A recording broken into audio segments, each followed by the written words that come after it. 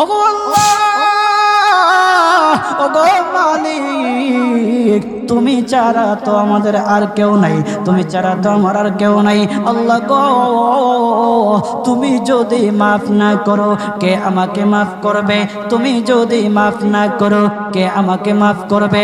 তুমি যদি আমাকে মাফ করো তাহলে তোমার কোনো দিকে কমবে না, তুমি যদি আমাকে মাফ না করো তোমার কোনো দিকে বাড়বে না।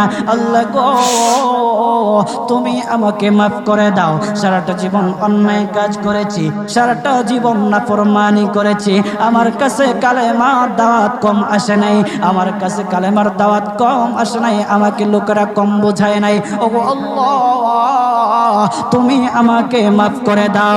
মাফ না করলে কোথায় যাব, কার কাছে যাব? বাবা যখন মারে তখন মার কাছে আশ্রয় নেওয়া যায়, মা যখন প্রহার করে তখন বাবার কাছে আশ্রয় নেওয়া যায়, বাবা মা যখন প্রহার করে তখন দুনিয়ার কারো না কারো কাছে আশ্রয় নেওয়া যায়। ওগো আল্লাহ,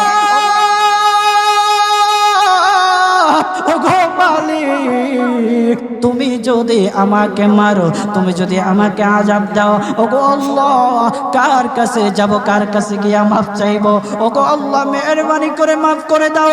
এইরকম কান্না করতেছে, কান্না করতেছে, চোখের পানি তার এমন ভাবে পড়তেছে, দাড়ি ভিজতেছে, দাড়ি ভিজে জমিনের মধ্যে চোখের পানি পড়তেছে, কান্না করতেছে।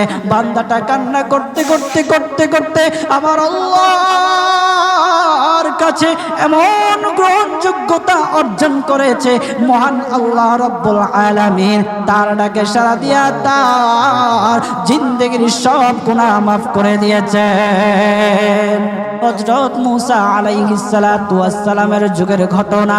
একজন বড় পাপিষ্ঠ ছিল, জীবনে এমন কোনো গুনাহ নাই যে গুনাহ সে করে নাই। তার গুনার প্রতি অতিষ্ঠ হইয়া, মানুষ তার গুনার প্রতি অতিষ্ঠ হইয়া গ্রামের লোকেরা তাকে হাত পা বেঁধে জঙ্গলের মধ্যে ফেলে দিয়ে আসে। জঙ্গলের মধ্যে থাকতে থাকে, কিছুদিন থাকার পর মালাকুল মউত যখন তার সামনে এসে উপস্থিত, এর আগ মুহূর্তে সে বান্দা আল্লাহর কাছে ডেকে ডেকে বলতেছে, ওগো মালিক, তুমি ছাড়া তো আমাদের আর কেউ নাই, তুমি ছাড়া তো আমার আর কেউ নাই। আল্লাহ গো, তুমি যদি মাফ না করো কে আমাকে মাফ করবে? তুমি যদি মাফ না করো কে আমাকে মাফ করবে? তুমি যদি আমাকে মাফ করো তাহলে তোমার কোনো দিকে কমবে না, তুমি যদি আমাকে মাফ না করো তোমার কোনো দিকে বাড়বে না। আল্লাহ গো, তুমি আমাকে মাফ করে দাও। সারাটা জীবন অন্যায় কাজ করেছি, সারাটা জীবন নাফরমানি